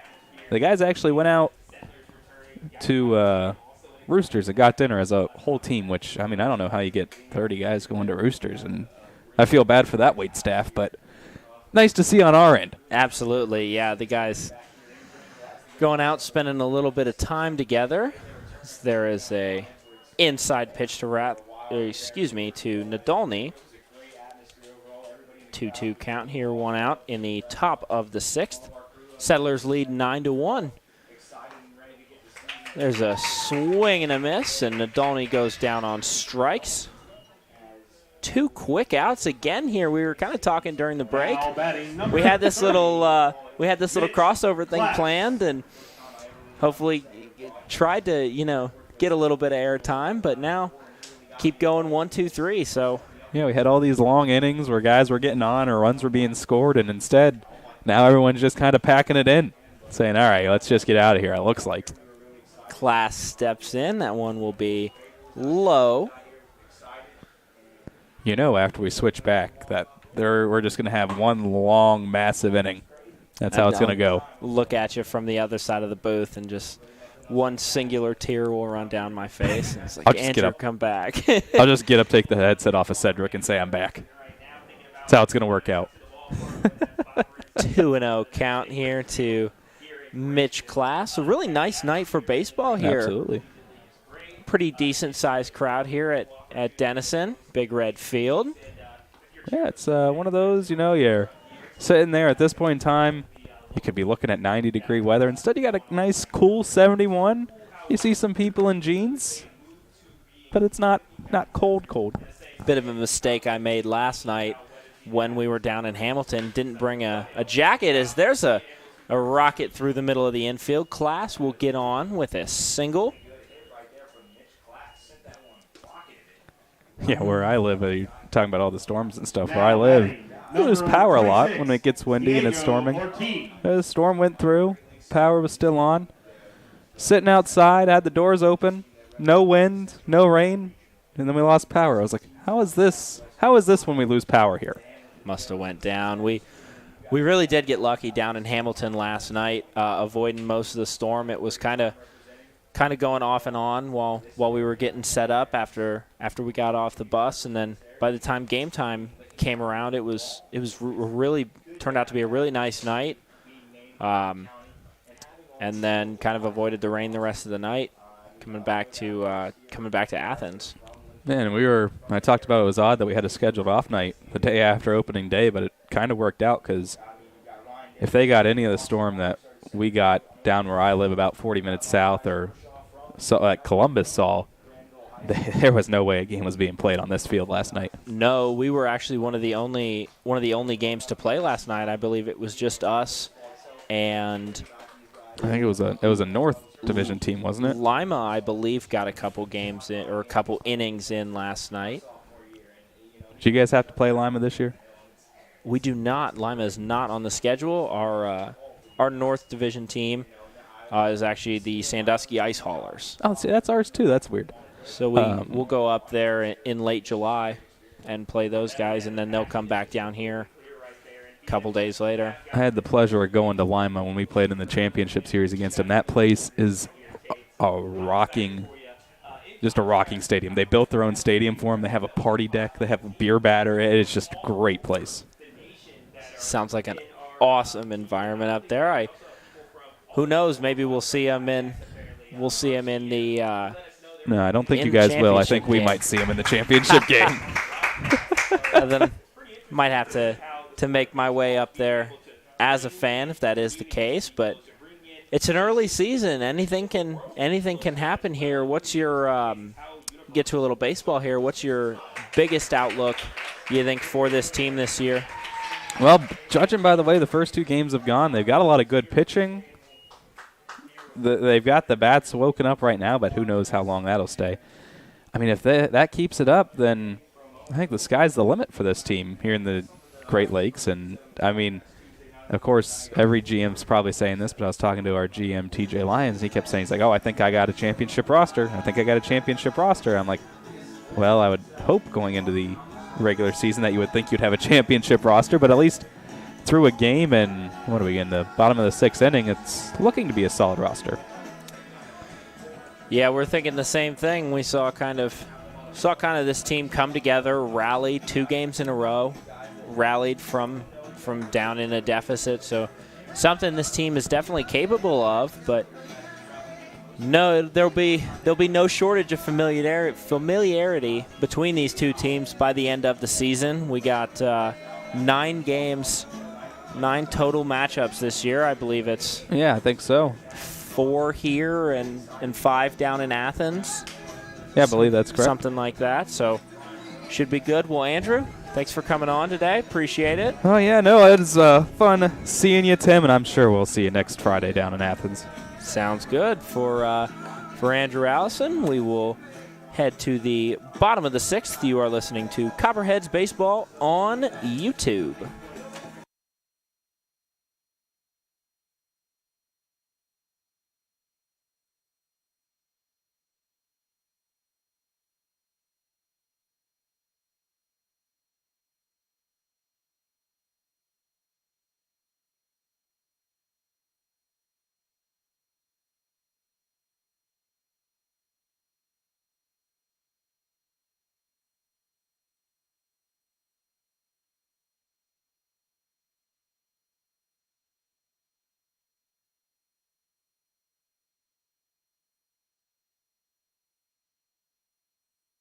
Presented, bottom of the 6th, presented by OUCU Financial, where you belong. Stepping up for the Settlers will be Tuane Cope as Sedric Granger rejoins me after spending a couple innings next door on the Settlers broadcast with Cade Williamson. Yeah, it's always a great time being able to see our friends here from the Licking County Settlers. Cade Williamson had some great questions for me. We had a great conversation, great back and forth about the joys of baseball, being able to have it back in these towns, but in Athens and having it here in Granville now, and also the teams representing their whole region, whether that's the Licking County Settlers really being able to showcase their whole county and have a lot of local players, and then the Southern Ohio Copperheads being able to be that great community-owned experience right there, student-operated as well. Got to get the hashtag in there, community-owned, student-operated, but being able to have something where it represents your whole area, I think both of these 2 teams really exemplify that with their names. So in that way, they are definitely counterparts. And then also just from the broadcasting experience, you just see a lot of joy all over the place with Cade enjoying doing what he's doing, and I'm sure Andrew does as well. And I heard he did a little bit of trivia to you. He was trying to question you a little bit. We did. We had a trivia question as they were going through the lineups, doing their prep today. As Cope flies out to left field for the first out of this inning. As they were getting ready to do their prep today, they noticed a lot of Minnesota representation on our lineup. So did a little research and asked how many Minnesota-born players are in the Baseball Hall of Fame. Unfortunately, didn't get the question right. I was a couple numbers off, but Always fun to do a little bit of trivia. Of course, might be something we'll start to implement a little bit more going forward. I think that could be great. Even one maybe to get some Twitter interaction there as well too. Maybe we'll say, hey, whoever can get it fastest on Twitter and have a hashtag assigned to it, and let our social media people go take care of that. Shout out to Skylar. Absolutely. Skylar came up, made the trip up here to Granville, and she's working social media down there on the field. Of course, a shout out to Trevor Stevens as well, who also did a little bit of social media, especially yesterday. Yeah. Toughed it out in the rain yesterday. So to provide those social media updates for you, good time to plug social media. Follow us on Twitter at Copperheads, Facebook, Southern Ohio Copperheads, and on Instagram. As there's a pitch from Chopper over to Shepard, who fires it. Not quite able to scoop that. That ball kind of took a weird hop when it got over to Class, and Wisner able to get on base there. Drew Graff comes up. Your right fielder, Drew Garth. Yeah, just overall, Tim, it's just been a rough day at the office for the Cheads here in the fielding. When you're trying out a lot of these different combinations now, you could have some ones that may not synergize as well as others, and this could be a combination where they might want to switch it up for the next game. We'll see. 3 errors on the day for the Copperheads. Not sure if they scored that one. An error by Shepard as the runner goes. That's a fly ball out to center field. Rucker giving it chase. Will not be Ratliff, excuse me. Throw from Shepard to play at the plate. Safe. And 2 more runs come across the score for the Licking County Settlers on the triple from Drew Garth. One run comes across the score. And they now lead 10-1. TJ Lanning's going to come out and get an explanation from the third base umpire. Really good play there from Shepard to try to get that ball in there in time to try and make a play on that ball. Nadolny kind of got that ball on the outside of the plate, so that could be the situation here. Of course, Tim, there's really no argument in saying that the effort isn't there, because the effort is clearly there from the Copperheads. You got guys that are still out here playing their butts off and trying to do what they can to be able to just get back in the game here, or at least just build some momentum going into our next game as well. But again, it's still 6th inning. There's still a lot of time left to go. And again, these guys are thinking, hey, trust the process. You never know what could happen. And like Coach Lanning talked about last night when he talked to us post-game, last night was a bit of a humbling experience for that team to be down so much and then able to be able to come back in that game. So this might be another one of those situations where something like this was obviously inevitably going to happen. Nobody goes 30 or 42-0. You know what I mean? Exactly. So, inevitably, something like this was going to happen. And the biggest thing I think that Coach Lanning and Coach May and all those guys will look for is how is this team going to respond? Are they going to hang their heads tomorrow when we're in Richmond? Are they going to hang their heads, or are they going to bounce back, forget about it, as there's a big, big swing there from Lokak.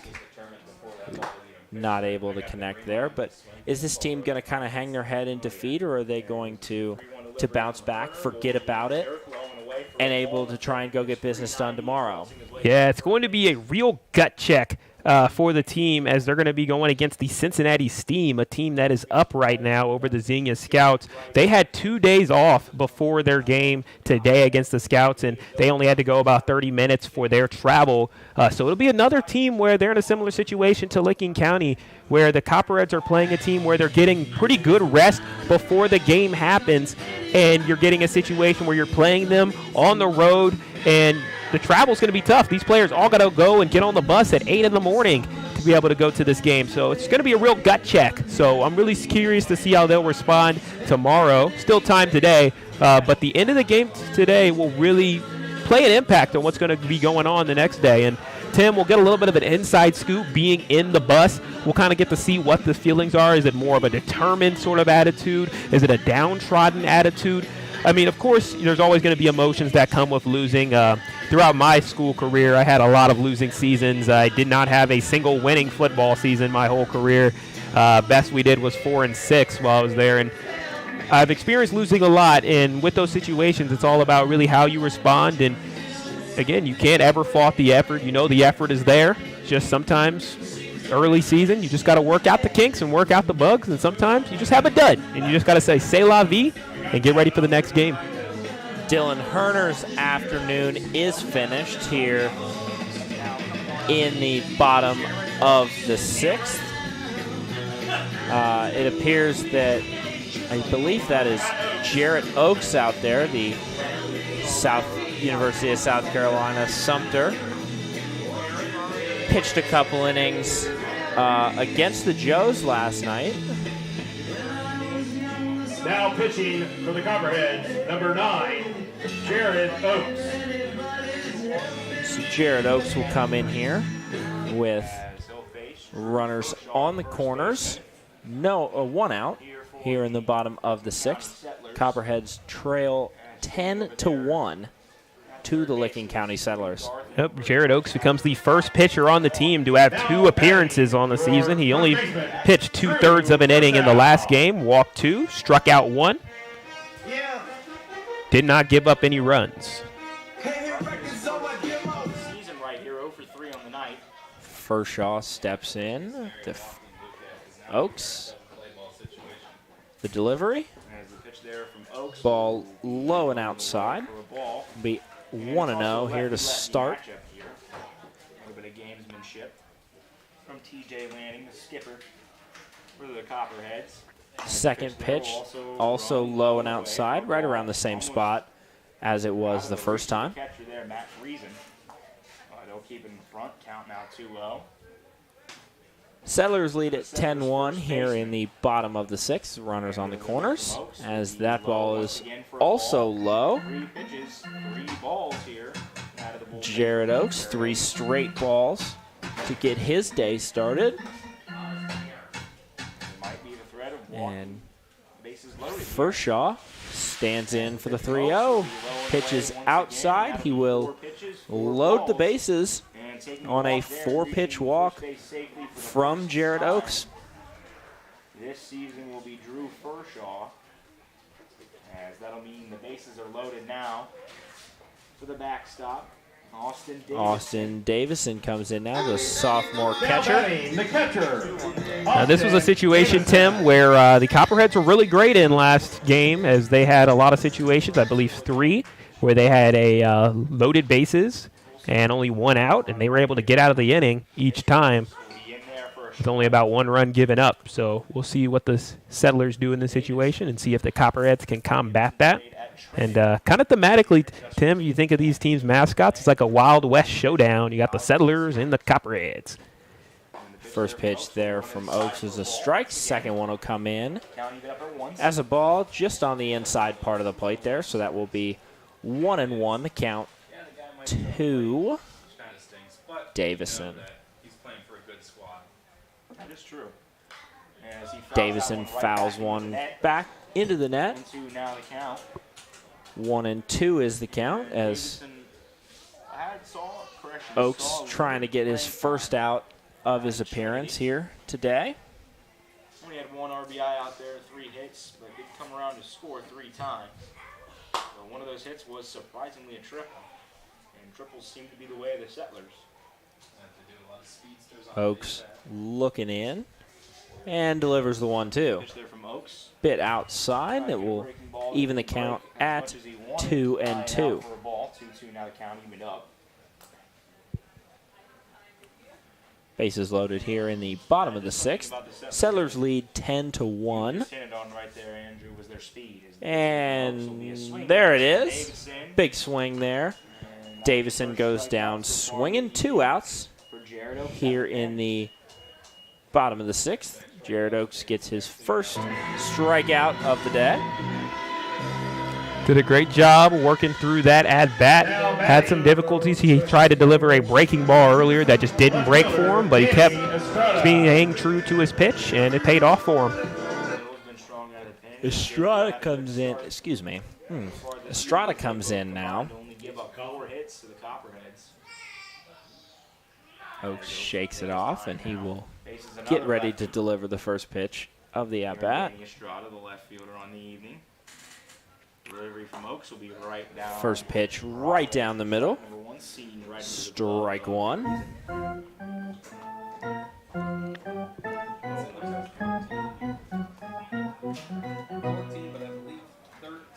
The 0-1 from Oaks is I think you're correct with that. bobbled a little bit, just on the outside part of the plate. TJ Lyons and the third catcher. Even it up at 1-1 here in the bottom of the 6th. Yes, they did.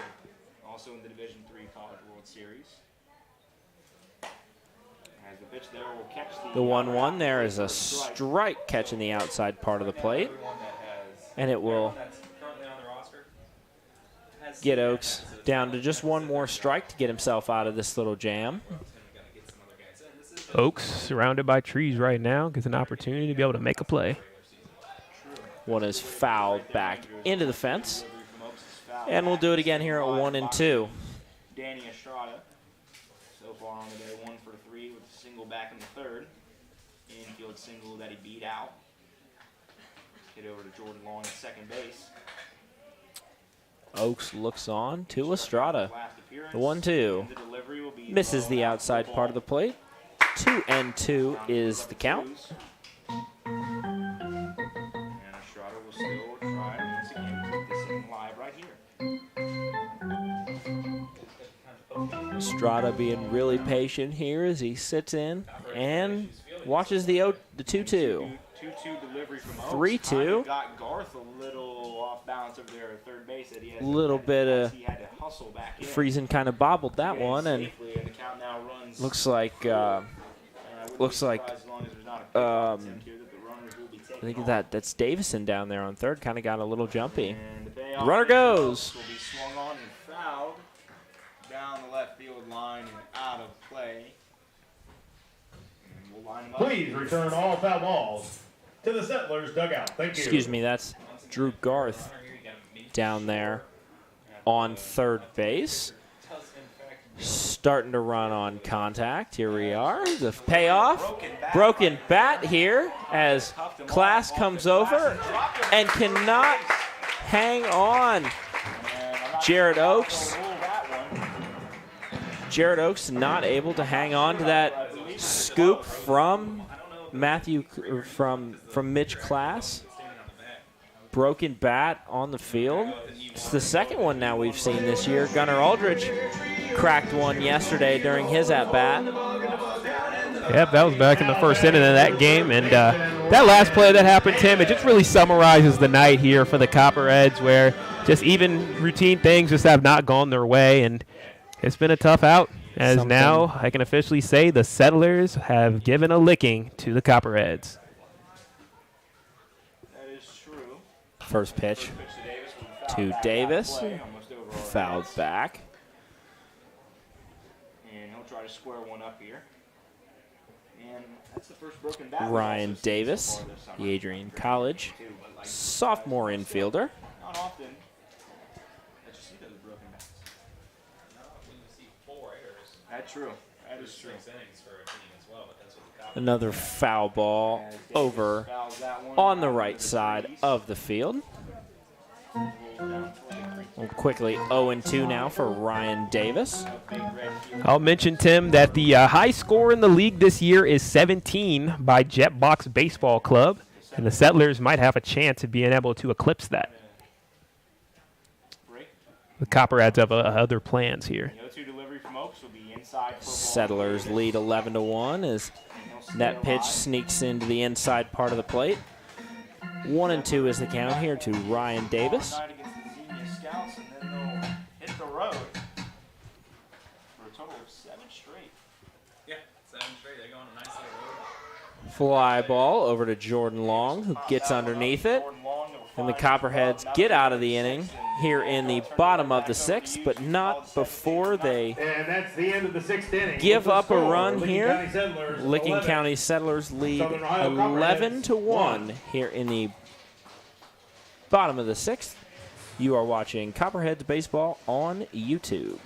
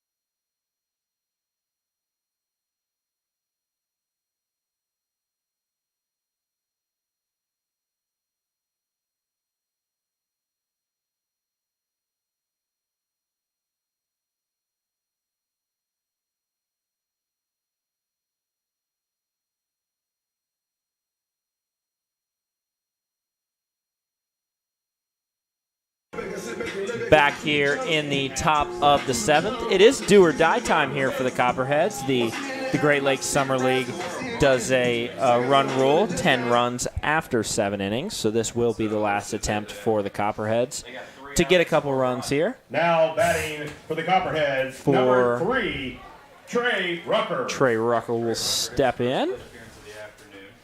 First pitch on the way from him from Oyster. That is low, ball 1, 1 count. First pitch to Rucker is low. Trivia question then. All right. Okay. Bunch of other action going around the Great Lakes Summer League tonight. Born in the state of Minnesota.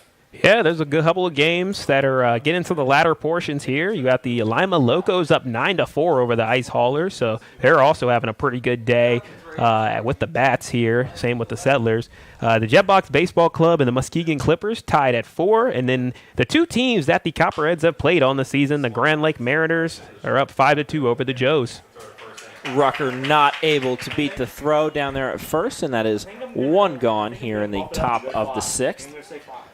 Bump it up and go to 5. Yep, I'll go to 5. All right. Well, Kate, did not trust your. Yeah, it's a tough situation here for the Copperheads. Their backs are against the wall. If they want to try to be able to build into something, it's going to be quite difficult here. But, yeah, here comes a new hitter. It seems like now Coach Lanning's just getting some new batters in there. Maybe they'll have a little bit more luck here at the plate. We see our man, Gunnar Aldridge. Gunnar Aldridge steps in for the first time today. Got a decent amount of playing time in the first 2 games. Made the start there at second base, but coming in tonight, presumably replacing Jordan Long. presumably replacing Jordan Long there at second base as he takes strike 1. Aldridge scored the first run of the season for the Copperheads. Big monster grand slam in the bottom of the 4th on Tuesday night. It was quite emphatic. It was really great being able to have everybody on their feet. Again, for Aldridge, He got it started in the 4th inning, and so far today, the only run of the day is the 4th inning. So right now, the Copperheads' 4th inning streak of that being their best has continued, but they need to match it here in the 7th if they want this game to continue. Honestly, if we're not out of here before 9:10, it's a little upsetting at this point. 1-2 pitch on the way. 1-2 to Aldrich, who kind of slaps one over to the second baseman, Cope, who fields it cleanly. And that is out number 2. The Copperheads are down to their final out of the ball game here today at Big Red Field, and it will be Carson Shepard, the one to keep this game Now alive. batting for the Copperheads. Yep, Carson Shepard, the man with the highest on-base percentage in the league coming into this game, has a chance to extend the game. They're going to need him to play off that factor and get on base. Shepard likes to stand close to the plate there. Took that one for strike 1. Likes to play on top of the plate and then kind of squat down as the pitch is coming in.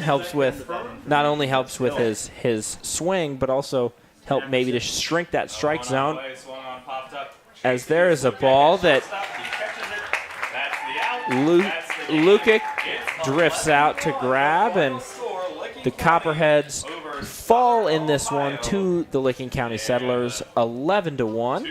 They will be back on the road tomorrow as we head up to Richmond to play the Cincinnati Steam. We will be right back for a quick post-game show. You are watching Copperheads Baseball on YouTube.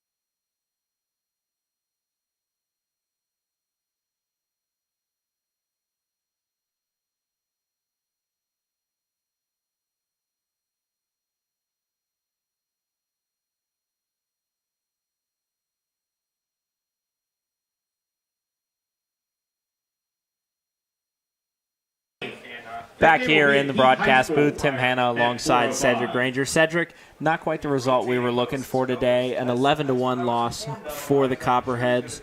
What is your biggest takeaway from today's game? Yeah, it was a rough one. Of course, there's always going to be a loss that's going to come in the season, and sometimes it's good to be able to have a game where you can learn a lot from it. And when you're going to play a team like the Settlers and you're going to play them 9 times in a year, there's going to be some rough ones there. There's going to be times where they just are well rested. They have the home field. They have the home crowd behind them, and they were just feeling good and had a good day while the other team just didn't sleep well. I don't know if the Copperheads had an issue where you had players that just didn't sleep well. The fielding was just very sloppy today.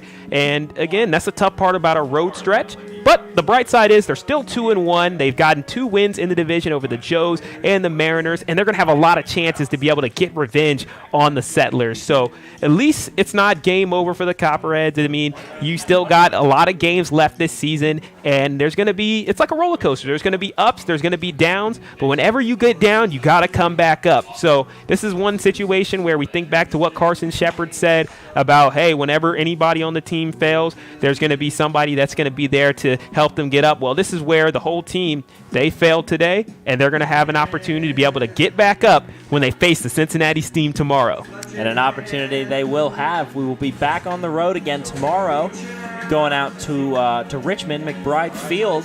That will be a 2:05 first pitch. Cedric and I will have the call for that for you here on YouTube. And if you're not able to join us, we do have a day off Saturday, and then the team is right back in action again on Sunday. That will be a 5:05 pitch. So for all of us here at the Southern Ohio Copperheads, we'd like to thank you for tuning in tonight.